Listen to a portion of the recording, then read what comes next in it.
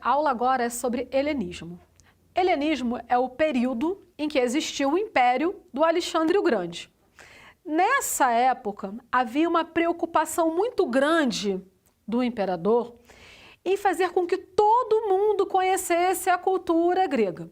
Só que, quando você espalha muito algum tipo de informação sem o fundamento teórico necessário, o que acontece? Essa cultura, ela ficou massificada. Eu vou dar um exemplo de massificação de cultura. Um exemplo de cultura massificada é o que existe em relação à moda. A ideia de que todo mundo precisa seguir determinado tipo de padrão, determinado modelo estabelecido pela sociedade. Então, quando você espalha muito determinado tipo de informação sem a reflexão necessária, sem a reflexão, no caso do exemplo da moda, sobre o que eu preciso, o que eu não preciso, por que eu estou consumindo, essa cultura fica massificada, fica sem reflexão. Então, o que acontece? Num período de conflito armado, você vai ficar na rua de bobeira, fazendo debate político? Você vai querer ir para uma praça pública promover debate político se a região onde você mora estiver em guerra, em processo de disputa política armada? Obviamente que você não vai. Então as pessoas, elas foram perdendo aquele hábito, aquele comportamento de debate público na ágora. Aquele modelo de democracia ateniense foi se esvaziando, foi acabando. E aí surgiu o termo cosmopolita, porque o cidadão, ele deixa de ser o cidadão da polis, ele deixa de ser alguém que participa do debate público para a decisão política e passa a se tornar um cidadão do cosmo, um cidadão do grande império. E o império passa a ser entendido pela população como um universo.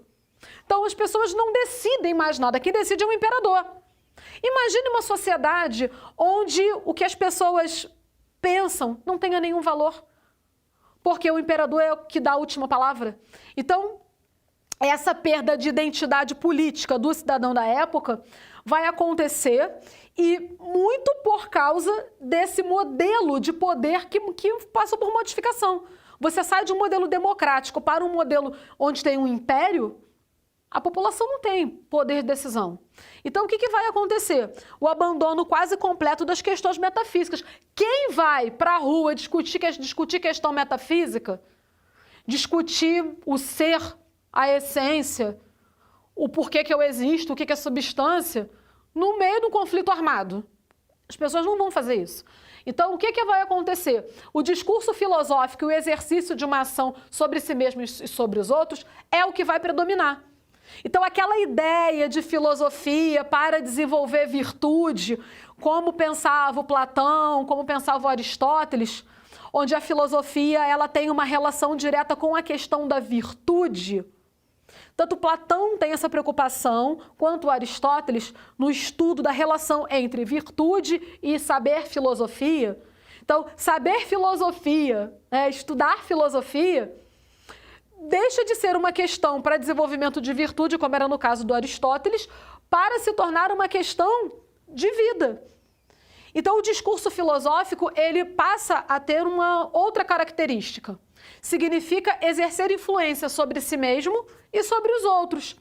E a questão da ética e da matéria introduzida por Sócrates à filosofia é uma questão que também vai estar presente em todo esse debate, em toda essa discussão. Porque quando a gente para pensar a importância do Sócrates, o como ele traz a discussão da ética, da justiça, então, no meio de um império, tem muito espaço para você ir discutir com outros cidadãos o que é justo, o que não é justo? Acho que não, né? Então, e vão surgir nesse processo algumas escolas. Essas escolas vão ter alguns objetivos. A escola epicurista tem como objetivo o cálculo dos prazeres. Então, devemos calcular os prazeres para ver quais prazeres são necessários e quais prazeres não são necessários, quais prazeres são naturais e quais prazeres não são naturais. O que nós realmente precisamos e o que nós não precisamos. Tem a escola cínica, que trata da questão do desapego e da razão. né? E tem a escola estoica, que é a questão da subordinação ao destino. Mas o mais bacana dessas escolas é que todas elas estão preocupadas com a imperturbabilidade do espírito. Então, fazer filosofia é fazer filosofia para não termos o espírito, para que nós não fiquemos incomodados, perturbados.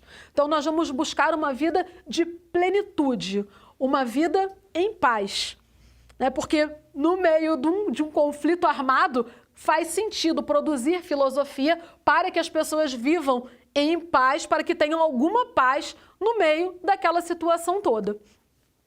Resumindo, o helenismo foi um período em que houve a criação de um império. Quando você cria um império, você desmonta uma proposta democrática, porque não vale mais o governo do povo, a opinião do povo. O que está valendo é o que o imperador deseja. E ele teve como proposta expandir a cultura grega para todo mundo conhecido. Vimos que esse projeto de expansão fez com que a produção filosófica grega sofresse perda em relação à qualidade. Então você aumenta a quantidade de gente que tem acesso àquilo, mas tem a perda em qualidade. E quando a gente pensa na filosofia helenista, que é uma filosofia voltada para a imperturbabilidade do espírito, estamos pensando também nas escolas epicurista, cínica e estoica. A primeira orientada pela questão do cálculo dos prazeres, a segunda orientada pelo princípio do desapego e da valorização da razão, e a terceira orientada pelo princípio da subordinação ao destino. Não adianta você sofrer por antecipação. É melhor que você se entregue ao destino e assim você vai viver melhor.